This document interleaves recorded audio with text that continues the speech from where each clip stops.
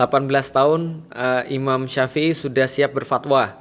18 tahun kita masih nembak cewek gitu ya. 21 tahun Muhammad Al-Fatih membebaskan kota Konstantinopel. 21 tahun kita ngeluh insecure, overthinking, lalu kemudian nggak mau ngapa-ngapain gitu ya. Umur 25 Rasul sudah terlibat pada perdamaian perang besar. 25 kita susah cari kerja. Bahwasanya kalau kita berbicara tentang peradaban, kita bicara tentang pemuda. Karena pemuda ini kan punya semangat yang besar, pemuda punya tenaga yang besar, punya waktu yang juga banyak. Dan yang paling penting pada pemuda itu adalah pemuda itu idealis. Maka kalau kita lihat pada peradaban, orang-orang muda yang mereka sukses, bedanya dengan orang-orang muda yang mereka tidak sukses, gampang banget. Orang-orang muda yang sukses tahu apa yang mau mereka ambil, apa yang mau mereka raih, itu tahu jelas. Nah, perang pemikiran ini menyasar pada siapa? Menyasar pada anak muda. Karena nggak mungkin dia menyasar pada orang tua. Karena bangsa itu hancur bukan karena hancurnya orang-orang tua, tapi hancurnya pemuda-pemuda.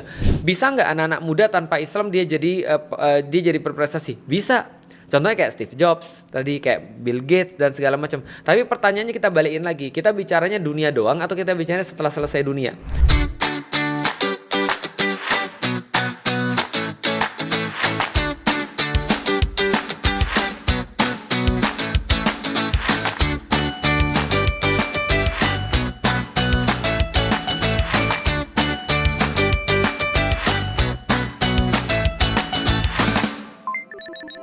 Better education for better life. Assalamualaikum warahmatullahi wabarakatuh, sahabat Insan Tama Channel. Alhamdulillah di kesempatan kali ini kita bisa bertemu lagi di rubrik Insan Tama Podcast bersama saya Fatih Alif. Alhamdulillah di kesempatan kali ini kita bisa berjumpa lagi dengan insya Allah kita akan membahas tema tentang menjadi pemuda berkualitas yang dirindu umat.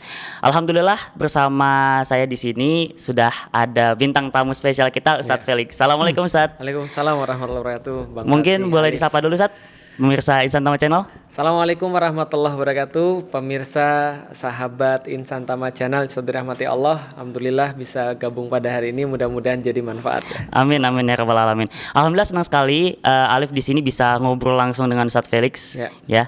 Insya Allah kali ini kita akan membahas tentang suatu tema yang luar biasa yang menjadi fenomena saat ini Ustadz. Kan juga Ustadz banyak menulis buku tentang pemuda ataupun membawa data-data tentang pemuda hari ini gitu. Nah, pertanyaan dari Alif Ustadz, sebenarnya seberapa menyedihkan sih kondisi pemuda di hari ini? Dan kalau misalnya sebegitu menyedihkannya, apa dampaknya buat masyarakat luas Ustadz? Kalau kita bicara tentang pemuda, itu memang kita bicara pemuda itu generasi dengan problemnya masing-masing ya, Bang Alif. Jadi kalau dulu di masanya saya, problemnya itu beda dengan kayak masa sekarang. Kalau masa saya itu kan belum ada sosial media, belum ada internet. Jadi problem-problemnya itu kadang-kadang ya berkaitan dengan fisik, misalnya kayak tawuran, lalu kemudian nyontek, lalu ya seks bebas sudah ada. Tapi kalau zaman sekarang tuh kayaknya problemnya kali-kali lipat.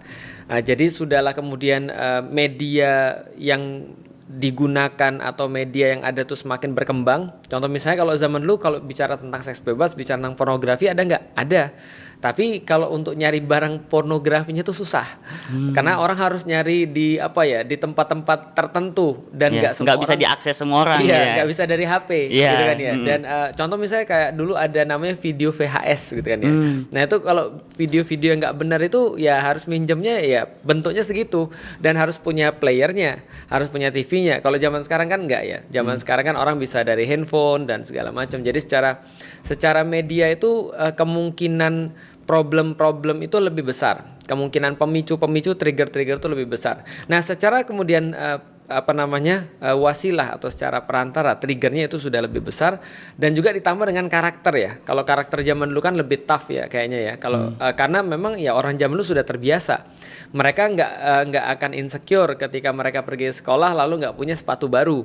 Kalau zaman sekarang mungkin lebih insecure dengan itu. Atau zaman dulu kita nggak terlalu banyak mikirin tentang insecurity, overthinking ataukah ya segala macam lah mental illness. Tapi zaman sekarang kayaknya lebih parah ya. Ada orang kemudian mengatakan baru anak SMP, baru anak SMA terus bilang wah saya tuh overthinking, saya tuh insecure. Bahkan kemarin tuh ada yang anak kelas 5 SD bunuh diri gara-gara diledek. gitu. Betul. Iya, Kayak gitu-gitu dulu biasa sih. Jadi belum apa ya? Ada mungkin tapi nggak sebanyak sekarang. Artinya dari segi wasilah secara perantara itu semakin parah. Secara karakternya juga terlihat zaman sekarang tuh orang-orang semakin apa ya? Dalam tanda kutip manja. Makanya kan sering ada meme ya kalau misalnya Bang Alif lihat di sosial media apa Gen Z kalau di dunia pekerjaan kayak apa itu kan ya. Iya. Nah, contoh ada pertanyaan misalnya, "Pak, gaji saya di sini berapa?" misalnya. Terus yang punya perusahaan bilang, "Ya, gaji Anda nanti untuk awal starter kita akan mulai di UMR misalnya sekitar 4,2 juta, lalu nanti akan bertambah seiring dengan waktu, nanti setiap tahun akan naik sekitar misal 5%, lalu mungkin nanti setelah 10 tahun bekerja Anda akan mendapatkan gaji misalnya 15 juta misalnya." Terus Gen Z-nya jawab, "Ya sudah kalau gitu saya kerjanya sebentar aja, nanti aja gitu kan ya. Gak usah sekarang." Gitu. Artinya mereka mudah sekali putus asa gara-gara misalnya di kerja ada load kerja yang banyak, lalu kemudian mereka bilang lebih baik saya berhenti aja. Nah, artinya kalau dari segi mental, dari segi karakter Gen Z ini memang beda, walaupun saya tidak mengatakan bahwa ini adalah sebuah hal yang buruk ya, tapi secara mental ini orang bilang Gen Z itu lebih memperhatikan kebahagiaan di dalam dunia kerja daripada kemudian kerja itu sendiri. Jadi begitu kemudian mereka kerja ada sesuatu yang nggak enak, mereka bilang wah ini adalah toksik ini lingkungannya ini.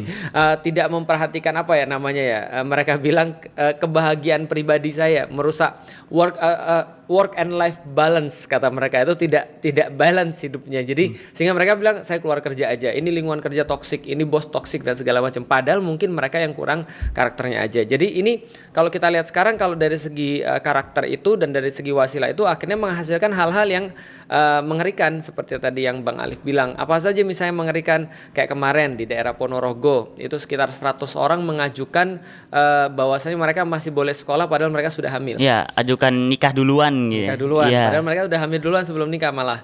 Lalu kemudian angka tawuran yang semakin meningkat, penggunaan obat-obatan terlarang misalnya kayak gitu-gitu. Belum lagi sifat cuek mereka dan malah kemudian lebih kepada duniawi. Maka kita lihat kemarin konser-konser gitu kan ya, itu lebih banyak dipadetin dan kadang-kadang kalau kita lihat itu juga mungkin beriringan juga ada harapan juga sih karena memang pengajian juga meningkat, konser-konser meningkat ya karena ada media itu. Nah, jadi kalau dilihat mengerikannya ya seks bebas semakin mengerikan, pornografi semakin mengerikan, lalu kemudian tadi penggunaan obat-obatan, tawuran dan segala macam yang akhirnya kalau di total secara umum adalah kita lihat sekarang orang-orang muda ini pertanyaannya adalah mereka tuh mau kemana dengan hal-hal kayak begini.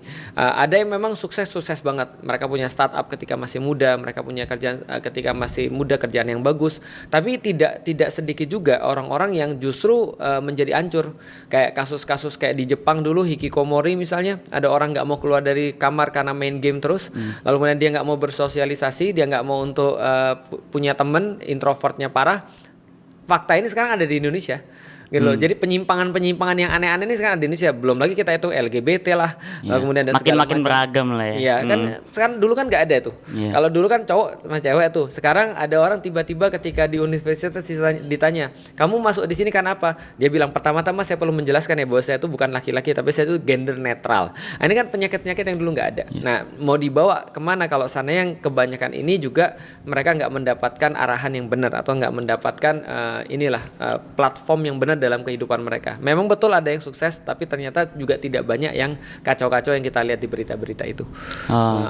Nah, terus dampaknya untuk masyarakat apa ini Ustadz? Kan kita udah lihat nih fenomenanya sekarang begitu luar biasa. Nah, dampaknya sendiri untuk masyarakat, kemudian untuk negara sendiri apa Ustadz? Yang kita sudah bisa lihat adalah kayak di Jepang misalnya ya. Jepang itu kan digadang-gadang sebagai sebuah negeri yang maju banget, yang mereka punya teknologi maju, yang semuanya berkiblat ke sana, yang orang-orang bilang bahwa segala sesuatu di sana itu menyenangkan, bagus, punya etos kerja yang bagus, bahkan cenderung workaholic. Mereka terus kemudian punya adab yang bagus, etika ya, budaya yang bagus. Tapi ternyata sekarang Jepang punya masalah besar, penurunan populasi yang sangat besar sekali. Jadi dikatakan bahwasanya mereka tuh punya satu situs countdown menuju kepunahan bangsa Jepang.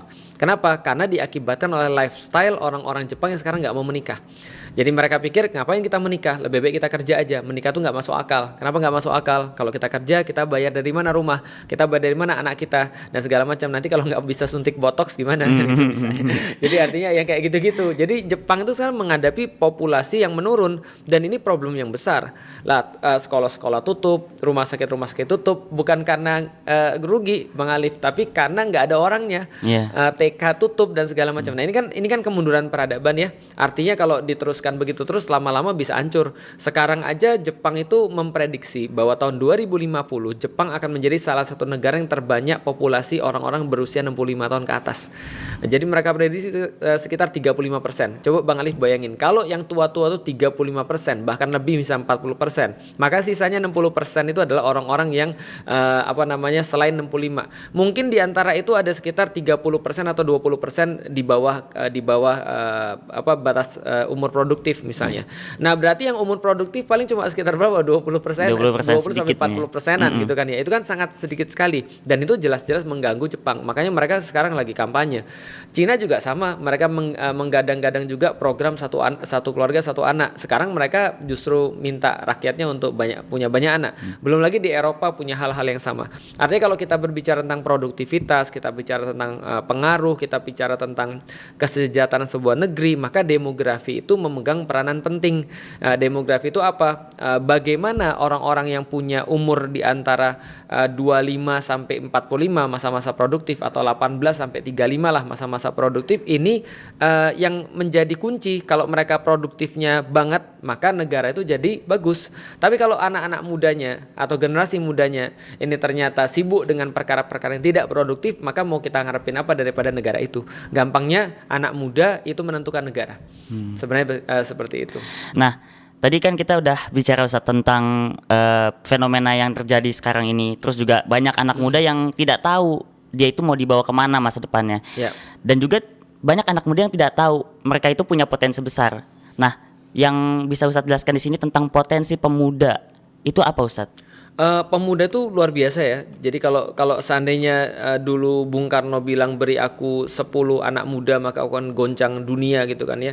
Itu adalah sesuatu perkataan yang bukan hanya dikatakan oleh Bung Karno, tapi juga dikatakan oleh banyak orang. Bahwasanya kalau kita berbicara tentang peradaban, kita bicara tentang pemuda. Karena pemuda ini kan punya semangat yang besar, pemuda punya tenaga yang besar, punya waktu yang juga banyak. Dan yang paling penting pada pemuda itu adalah pemuda itu idealis. Jadi awareness mereka tuh tinggi sekali. Jadi mereka tuh idealis. Kalau orang-orang sudah tua tuh kadang-kadang nggak idealis. Kadang-kadang mereka harus pragmatis. Karena mereka punya anak misalnya, karena mereka punya rumah yang harus dihidupin, dapur yang harus ngebul asapnya, maka mereka kadang-kadang pragmatis. Mereka nggak lihat lagi pada yang namanya idealisme. Tapi idealisme anak-anak muda ini juga disampaikan di dalam Al-Quran. Allah sampaikan surat yang paling banyak kata-kata anak mudanya itu suratul Kahfi. Dan suratul Kahfi ini kita disuruh baca setiap pekan oleh Rasulullah Sallallahu Alaihi Wasallam. Maka salah satu kata-kata di situ yang sangat menarik adalah innahum fityatun amanu birabbihim wazidnahum huda. Mereka adalah siapa? Ashabul Kahfi ini yang kita disuruh baca terus. Mereka adalah fityah. Mereka adalah para pemuda. Amanu birabbihim, yang beriman kepada Tuhannya, wazidnahum huda, dan mereka diberikan hidayah tambahan. Maka saya secara pribadi itu nggak pernah ketika membaca Al-Quran mendapatkan ada tambahan hidayah kecuali itu diberikan pada anak muda. Maka kalau seandainya kita bicara tentang potensi, orang-orang kayak saya itu adalah orang-orang yang sudah mulai senja. Nah, kalau senja itu ya memang posisinya adalah di tempat pinggir, bukan di tengah panggung peradaban. Nah, sedangkan yang berada di tengah panggung peradaban ini adalah anak-anak muda. Maka anak-anak muda ini banyak yang kemudian menorehkan prestasi pada masa mudanya. Maka kita bisa lihat misalnya, kalau kita bicara tentang dunia aja ya, duniawi, Steve Jobs itu suksesnya pada saat masih muda, Bill Gates itu pada saat masih muda, Elon Musk juga pada saat masih muda. Semua orang-orang tuh menorehkan prestasi ketika masih muda. Kita bicara tentang Islam, enggak kurang-kurang Muhammad Al-Fatih yang namanya jadi nama Bang Alif sekarang, itu pas masih muda malah 21 tahun gitu kan ya. Rasulullah sendiri itu kemudian memulai karirnya itu pada saat masih muda gitu maksudnya. Dan belum lagi orang-orang lain yang ya muda-muda mereka sudah berprestasi. Artinya ketika mereka masih punya kekuatan itu, mereka masih punya waktu, mereka masih punya tenaga, mereka berbuat sesuatu untuk masa depan atau berbuat sesuatu untuk lingkungan atau untuk negaranya. Nah, pertanyaan tadi kalau misalnya kita bicara, kalau misalnya anak-anak muda tuh nggak tahu seperti apa, yaitu hancur. Makanya cara paling mudah daripada orang-orang yang nggak suka dengan sebuah negara nih, zaman dulu kalau ada satu negara nggak suka dengan negara lain, dia bom. Ya kan, dia serang habis misalnya. Iya, masih pakai senjata. Masih pakai senjata. Nah, tapi ada kekurangan senjata ini. Kalau 100 lawan 100, kita senjatanya bagus misalnya, ya berarti kita menang perfect, taruhlah 100 sono mati. Berarti 100 0. Tapi ada masalah masih. Kenapa? Karena yang ini jadi 100, ini tetap 100, ini jadi 0. Nah, lalu orang-orang tuh berpikir gimana caranya agar ketika kita perang 100 lawan 100, ujung-ujungnya bukan 100 0, tapi 200 0. Jadi ini bertambah, bukan tetap, tapi bertambah. Nah, ini pikirannya ini ganti. Makanya kan ada namanya perang pemikiran. Nah, perang pemikiran ini menyasar pada siapa? Menyasar pada anak muda. Karena nggak mungkin dia menyasar pada orang tua. Kalau pemikiran menyasar pada orang tua, ya ngapain? Orang tua tadi itu udah nggak idealis. Iya, udah pragmatis tadi udah ya. Pragmatis. Iya. Udah umur 60. Kalaupun dia berubah pikiran, terus dia mau apa? Iya. Tinggal tunggu mati, mohon maaf. Gitu kan ya. Jadi kalau anak-anak muda yang berubah, nah itu ngeri. Kenapa? Karena mereka masih punya masa depan yang sangat panjang secara hitungan, tenaga mereka masih kuat, mereka masih punya banyak sekali kemungkinan, maka lebih kalau secara hitung-hitungan dunia, mendingan aku berinvestasi pada anak-anak muda daripada berinvestasi dengan orang-orang tua. Dan kalau kita bicara lagi Rasulullah Shallallahu Alaihi Wasallam, maka Rasul itu mengumpulkan 40 orang pertama yang beliau dakwahkan untuk masuk Islam. Kalau misalnya nanti Bang Alif bisa lihat, itu 90% itu di bawah 30 tahun. 90%. Kenapa? Karena kalau bicara tentang orang-orang kafir Quraisy itu udah batu semua. Nah, yang diambilin Rasul anak-anaknya nih, yang masih kemudian punya sebuah kemungkinan besar untuk bisa mengubah kehidupan. Nah, jadi kalau kita bicara tentang kalau seandainya ini orang-orang nggak ngerti apa yang mereka lakukan, nggak paham apa yang mereka tuju, apa yang mereka ingin raih, ya itu berarti sudah karena perang pemikiran, sehingga rakyat ini hancur, sehingga umat ini hancur, sehingga bangsa ini hancur. Karena bangsa itu hancur bukan karena hancurnya orang-orang tua, tapi hancurnya pemuda-pemuda. Karena kalau yang tua itu udah dibiarin di kita udah selesai. Tapi tunas-tunasnya ini kalau dihancurin itu ngerusaknya parah. Jadi menangnya 2 kali, dan bukan hanya hancur tapi kan nambahnya ke mereka. Iya. Jadi dia mungkin adalah orang-orang yang muda. Mungkin dia muda, dia masih punya banyak masa depan dan dia muslim, tapi pemikirannya bukan. Nah, itu sama aja kayak 100 lawan 100, ujungnya 200-0. Nah, itu kalau pemudanya diambil. Nah, maka pemuda ini penting banget. Terkhusus ketika tahun 2011 itu ya, itu ada datanya yang menentukan negeri ini, Indonesia, itu ada 3. Dan mungkin juga di negeri-negeri yang lain. Pertama adalah youth, anak muda. Yang kedua adalah women, anak muda perempuan. Yang ketiga adalah connected atau netizen. Jadi anak muda perempuan yang terkoneksi, itu yang banyak mempengaruhi nanti opini atau peta daripada satu negara atau umat. Ya. Gitu. Nah, tadi Ustadz sempat mention juga Muhammad Al-Fatih di usia mudanya begitu sukses, Nabi Muhammad, Nabi kita Shallallahu Alaihi Wasallam begitu sukses di usia mudanya juga. Nah, banyak sekali tokoh-tokoh Islam yang sukses itu di masa mudanya. Nah, pertanyaannya Ustadz, kenapa umat Islam di masa dulu gitu ya, di zaman dulu tuh, di zaman kegemilangan Islam tuh bisa sukses di usia mudanya? Padahal kalau misalnya kita berkaca di zaman sekarang gitu ya, usianya sama. Nah, tapi apa yang membedakan nih sebenarnya Ustadz, pemuda di hari ini dan juga di zaman kejayaan Islam dulu? 18 tahun Imam Syafi'i sudah siap berfatwa. 18 tahun kita masih nembak cewek gitu ya. 21 tahun Muhammad Al-Fatih membebaskan kota Konstantinopel. 21 tahun kita ngeluh insecure, overthinking, lalu kemudian nggak mau ngapa-ngapain gitu ya. Umur 25 Rasul sudah terlibat pada perdamaian perang besar. 25 kita susah cari kerja. Ya, dan seterusnya ya. Nah, apa yang membedakan? Yang membedakan adalah gini. Kebangkitan itu berdasarkan karena cara berpikirnya seseorang. Maka apa yang beda daripada Felix Xiao ketika dia masih kafir dengan Felix Xiao ketika dia sudah muslim? Cara berpikirnya berbeda. Sama ketika itu Allah juga menyebutkan di dalam Al-Quran lanjutan innahum fityatun amanu bi rabbihim wa zidnahum huda. Maka kemudian yang di highlight di sana adalah beriman kepada Allah. Beriman pada Allah itu adalah perubahan pola pikir.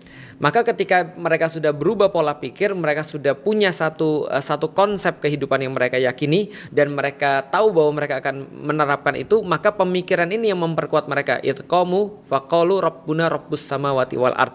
Maka ketika mereka itu menguatkan diri mereka dengan keimanan, maka mereka juga mengikatkan hati mereka sebelumnya, lalu mereka baru kemudian berdiri dan tegak. Berdiri ini kan simbol orang yang sudah kuat ya. Kalau orang udah nggak kuat, nggak mungkin berdiri. Maka orang tuh kuat gara-gara apa? Orang tuh kuat gara-gara dia punya iman, gara-gara dia punya pola pikir yang khas.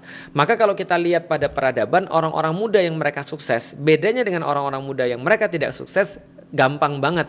Orang-orang muda yang sukses tahu apa yang mau mereka ambil, apa yang mau mereka raih, itu tahu jelas. Muhammad Al-Fatih dari umur 8 tahun sudah tahu persis bahwa dia pengen membebaskan kota Konstantinopel. Maka dia punya resources, dia punya uang, dia punya waktu, dia punya apapun, maka dia akan pusatkan ke sana. Dia bisa aja dia main game, dia bisa aja untuk santai-santai, tapi dia tahu kalau dia santai tidak ada hubungannya dengan pembebasan kota Konstantinopel. Maka dia coba cari aktivitas-aktivitas yang bisa mendekatkan dia pada pembebasan kota Konstantinopel. Sama kayak kemudian orang-orang yang memang mereka tuh muslim dan dikontak oleh Rasulullah sejak kecil, mereka tahu apa yang mereka lakukan. Masyhur kisah ketika Zubair bin Awam itu ketika masih kecil, dia dengar Rasulullah tuh dihina-hina orang, Rasulullah tuh dibully orang. Dia pulang ke rumahnya terus bawa pedang bapaknya. Itu kan ya, padahal masih kecil, pedangnya diseret sama dia. Lalu dia bilang, siapa tadi yang ngomong sesuatu sama Rasulullah sini? Saya penggal kepalanya. Padahal dia tahu dia bukan orang, dia tahu dia anak kecil. Tapi dalam kepala dia tuh ingin membela Rasulullah. Maka ketika sudah gede, wajar Zubair bin Awam menjadi bodyguardnya Rasulullah, yang pegang pedang, yang kemudian siap untuk membela Rasulullah. Nah, jadi orang tuh dari kecil dia sudah tahu. Kenapa? Karena dia punya iman. Iman itu yang memberikan sebuah panutan, panduan kepada orang, sebuah misi kepada orang untuk melakukan apa yang dia harus lakukan. Nah, iman itu nanti efeknya kemana? Itu nanti tergantung. Contoh, orang sudah punya iman dan dia tahu bahwasanya dia itu punya kontribusi perjuangan di sains, maka imannya membuat dia jadi orang yang terbaik di bidang sains. Kalau dia punya iman, lantas dia kemudian tahu bahwa dia seorang atlet, maka iman dia membuat dia jadi atlet yang terbaik. Dia nggak mau jadi nomor 2, dia mau untuk penuh di situ. Kalau imannya itu menjadi seorang pelajar misalnya, maka dia akan menjadi pelajar yang terbaik untuk mencari ilmu karena imannya itu. Kalau imannya itu mewujud pada seorang ibu, maka dia jadi ibu yang terbaik, bapak yang terbaik, dan seterusnya dan seterusnya dan seterusnya. Jadi imannya harus diinstal. Yang menjadi problematika orang Indonesia adalah mereka merasa iman itu cuma sekedar teoritis. Padahal iman itu adalah sebuah konsep pemikiran yang lengkap, yang akhirnya mewarnai seluruh aktivitas-aktivitas manusia yang lain. Berarti seorang muslim harus belajar Islam ya Tad? Harus belajar Islam, terutama mereka belajar tentang keimanan di dalam Islam. Itu yang menjadi core daripada segala-galanya. Ibaratnya gini, kalau kita bicara tentang HP itu segala macam tuh, HP smartphone ya, segala sesuatu tuh bisa jadi kemudian bagus. remnya bagus, penyimpanannya banyak, lalu kemudian layarnya keren dan segala macamnya, itu semua bagus. Tapi kalau dia tidak punya iman itu kayak koneksi. Jadi kayak koneksi yang paket data. Nah itu iman. Jadi koneksi kita dengan Allah itu adalah iman sebenarnya. Nah kalau dia nggak punya koneksi, percuma aja layarnya, cuma untuk dibuka aja terus dilihat, tapi nggak berguna sama sekali. Nggak ada beda dengan kalkulator. Nah maka kalau iman itu nggak mewujud pada seorang muslim, maka dia ibarat HP yang nggak ada paket datanya. Lah untuk apa? Dia baru beli, ini keluaran terbaru loh, iya. Ini adalah rilis terbaru loh, iya. Flagship loh, iya. Tapi kalau nggak ada paket untuk apa? Maksudnya. Yeah. Nah, jadi itu kalau tanpa iman, kalau tanpa Islam ya. Nah maka Islam harus diinstal dulu pada orang itu, pada anak-anak muda, supaya dia bisa jadi keren. Itu yang membedakan antara orang keren dan orang nggak keren. Tambahan lagi, bisa nggak anak-anak muda tanpa Islam dia jadi berprestasi? Bisa. Contohnya kayak Steve Jobs, tadi kayak Bill Gates dan segala macam. Tapi pertanyaannya kita balikin lagi, kita bicaranya dunia doang atau kita bicaranya setelah selesai dunia? Kalau kita bicara dunia doang, Islam nggak perlu. Islam nggak perlu. Kalau kamu cuma pengen dunia doang, Islam nggak penting. Kenapa? Karena kita bisa dapat itu dari para motivator. Kita bisa sukses dengan banyak cara, ambil riba, main judi, nipu orang, itu bisa. Tapi kalau kita mau bicara tentang akhirat nih, dan kita mau bicara tentang kebaikan kehidupan di dunia tanpa ada tumbal, maka kita perlu Islam. Gitu. Nah, tadi Ustadz bilang kalau misalnya kita mau menjadi pemuda yang sama dengan zaman kejayaan Islam dulu, harus diinstal dulu imannya. Nah, pertanyaan dari Alif sekarang, adakah hal lain yang harus dibenahi dari pemuda saat ini selain daripada memperbaiki iman, memperbaiki pola pikir? Adakah yang lain? Atau malah ada yang lebih berperan daripada diri sendiri untuk perubahan pemuda itu sendiri? Yeah. Kalau kita bicara tentang hal-hal lain, itu adalah ikutan daripada iman ya. Sebenarnya ikutan apapun itu adalah ikutan daripada iman. Seperti habitsnya harus diubah. Lalu kemudian bagaimana cara dia untuk berjamaah itu juga harus diubah. Bagaimana cara dia kemudian untuk punya satu sistem yang baik dalam kehidupan itu juga harus diubah. Ini semua efek daripada keimanan. Jadi kalau bicara tentang pada anak-anak muda sekarang, ada satu pepatah yang mengatakan bahwa gini, kita tidak akan pernah mencapai kejayaan-kejayaan seperti umat-umat di masa lalu apabila kita tidak mengikuti langkah-langkah mereka di masa lalu. Maka menarik sekali di dalam Al-Quran itu ketika kita minta pada Allah hidayah, ihdinas siratal mustaqim, maka Allah sendiri yang menuntun kita untuk menjawab bagaimana cara meminta hidayah itu. Allah sampaikan siratal ladzina an'amta alaihim, yaitu adalah kami meminta hidayahmu ya Allah dengan cara memperhatikan orang-orang yang pernah berlalu sebelum kami, karena kami tahu bahwasanya semua langkah-langkah yang mereka buat akan mengantarkan pada kejayaan. Maka kalau kami membuat langkah-langkah yang sama, pasti kami akan dihantarkan pada kejayaan yang sama.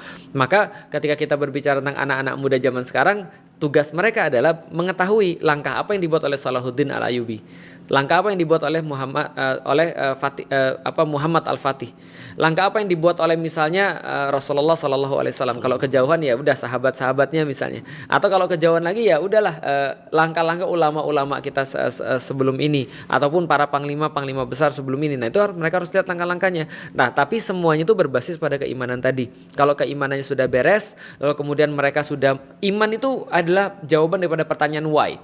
Kalau jawaban pertanyaan why itu selesai, maka what and how itu lebih gampang. Jadi kenapa saya jadi seorang muslim? Kenapa saya harus pakai Al-Quran? Kenapa saya harus punya Tuhan namanya Allah? Kenapa saya harus Islam? Kenapa saya harus berjuang? Kalau semua ini udah selesai, ini pertanyaan keimanan udah selesai, baru kita bahas tentang bagaimana cara perjuangan. Apa itu perjuangan? Tapi yang ini harus beres dulu. Karena kalau jadi gini, beda pertanyaan beda jawaban. Beda pertanyaan beda jawaban. Contoh kayak gini, bagaimana Ustadz cara kita menjadi nomor satu? Itu adalah fikih namanya. Fikih itu kaifiat. Kaifiat itu tata cara. Bagaimana saya untuk jadi seorang pemain pedang nomor satu? Itu kaifiat. Tapi kalau pertanyaannya kenapa saya harus jadi pemain pedang nomor satu? Itu akidah. Jadi kalau kenapa itu jawabannya akidah, kalau what and how itu jawabannya pasti fikih atau kaifiat. Nah maka menurut saya sih kaifiat itu tidak terlalu penting bila dibandingkan dengan akidah. Setelah akidahnya selesai, baru kemudian kita bahas kaifiat. Nah kalau kaifiat berarti kita harus meniru pada orang-orang sebelum kita. Menirunya bukan harus naik unta, mereka naik unta kita naik unta, mereka naik kuda kita naik kuda, bukan itunya. Tapi lebih kepada meniru mentalnya, meniru semangatnya, meniru apa jiwanya itu. Nah itu yang kita tiru tuh. Gitu. Masalahnya sekarang kita banyak lihat contoh orang itu belajar fikihnya dulu, diajarin perintah baru imannya, makanya jadi imannya nggak kuat gitu ya Tete. Lebih parah lagi mereka berantem. Lebih parah lagi mereka berantem. Orang-orang tahu tentang masalah fikih, akhirnya kemudian nggak diajarin. Contoh mereka tahu tentang sholat semuanya, tapi nggak diajarin kenapa mereka harus sholat. Maka mereka akan nyalain yang lain, orang yang nggak sama dengan dia sholatnya, karena dia nggak tahu untuk apa dia fikih. Kamu kok 23 rakaat sih? Yang namanya tarawih itu 11.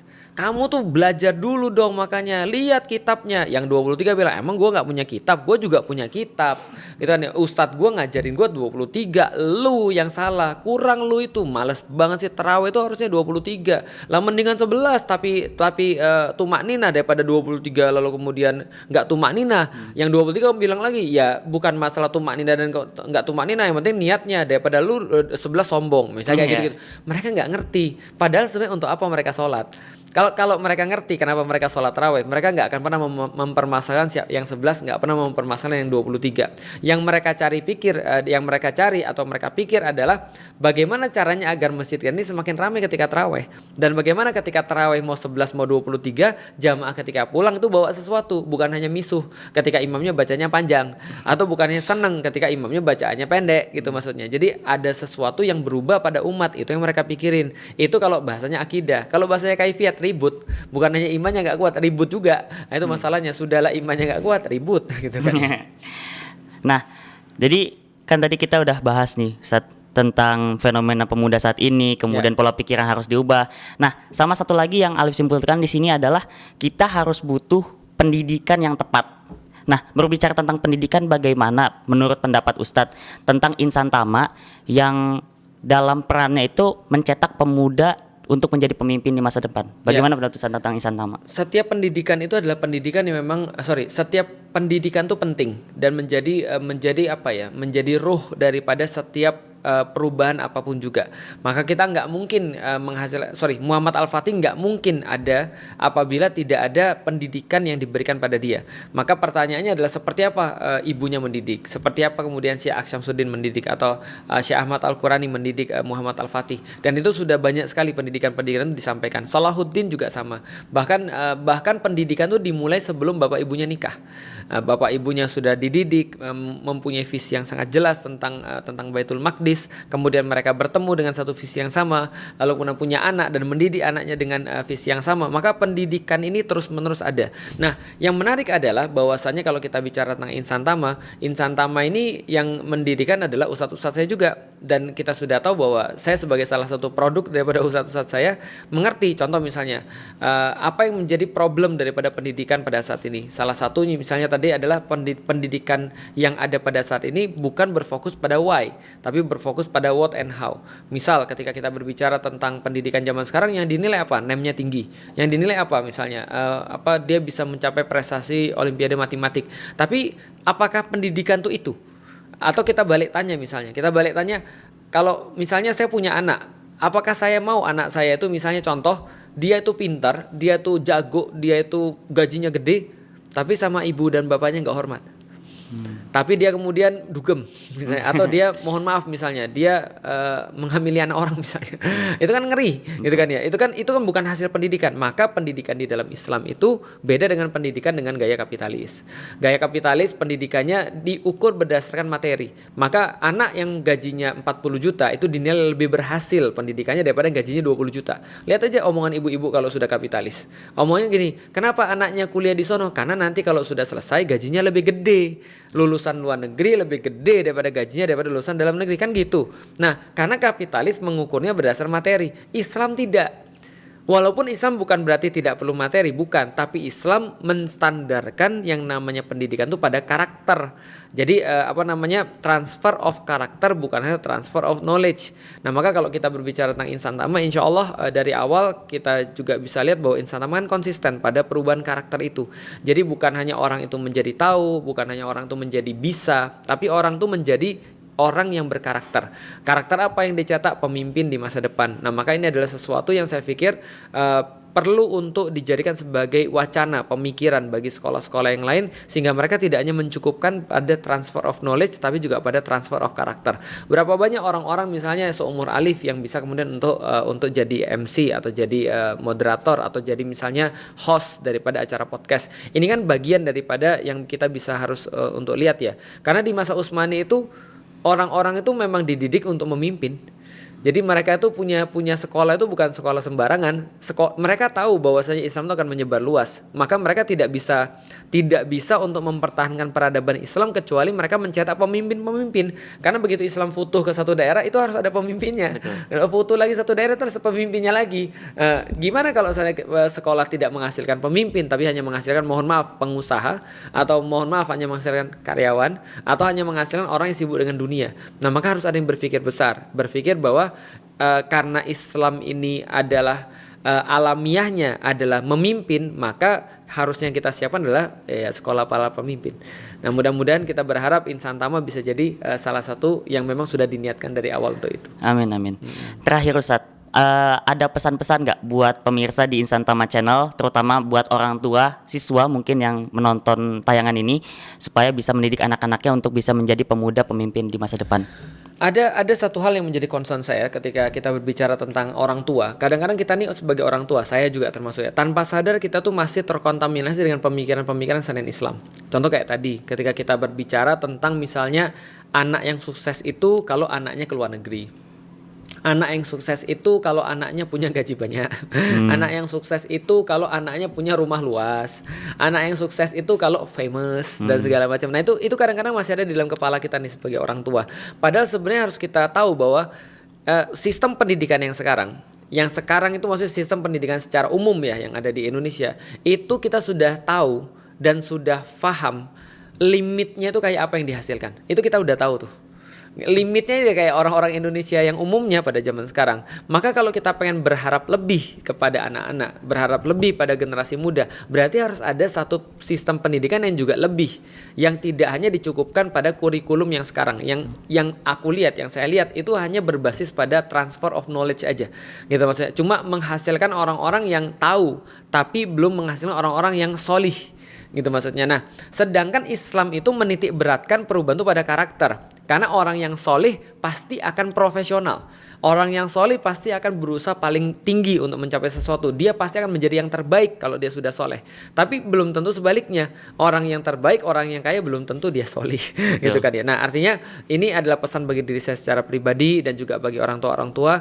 Coba kita lihat ada nggak sih pemikiran-pemikiran kita tuh yang masih ada, yang masih nyangkut-nyangkut dengan pemikiran-pemikiran yang bukan Islami gitu maksudnya. Sehingga kita tuh tahu ketika anak-anak kita itu kita ukur berdasarkan apa. Jangan sampai kita ngukur berdasarkan yang diukur oleh orang-orang barat juga. Kalau orang-orang barat ngukurnya berdasarkan nilai, kalau orang-orang barat ngukurnya berdasarkan harta, materi, lalu kita ngukur dengan cara yang sama, lantas apa gunanya Islam kita itu? Gitu maksudnya. Karena Islam kita itu harusnya memberikan pengaruh pada kita, termasuk dalam memberikan indikasi atau pengukuran evaluasi terhadap anak-anak dan sistem pembelajarannya. Gitu. Alhamdulillah. Nah, ini alhamdulillah kita sudah membahas tentang menjadi pemuda berkualitas yang dinantikan umat bersama Ustadz Felix Xiau. Terima kasih banyak Ustadz sudah meluangkan waktunya dengan Alif di sini di Insan Tama Podcast. Terakhir, jangan lupa sahabat Insan Tama Channel, jangan lupa subscribe, like dan juga komen di tayangan ini, dan juga semoga Insan Tama Channel bisa berkembang dari hari ke harinya. Amin ya rabbal alamin. Ya, jadi alhamdulillah saya barusan menyelesaikan obrolan dengan Bang Alif dalam pembicaraan tentang pemuda ya. Betul. Barusan, dan alhamdulillah teman-teman sekalian bisa menyaksikan di Insan Tama Channel. Teman-teman silahkan di subscribe, di follow, dan juga di share. Mudah-mudahan pembicaraan ini bisa jadi manfaat bagi teman-teman yang lain yang lihat. Amin amin ya rabbal alamin. Terima kasih banyak Ustadz, dan juga terima kasih pemirsa Insan Tama Channel. Wassalamualaikum warahmatullahi wabarakatuh. Waalaikumsalam warahmatullahi wabarakatuh.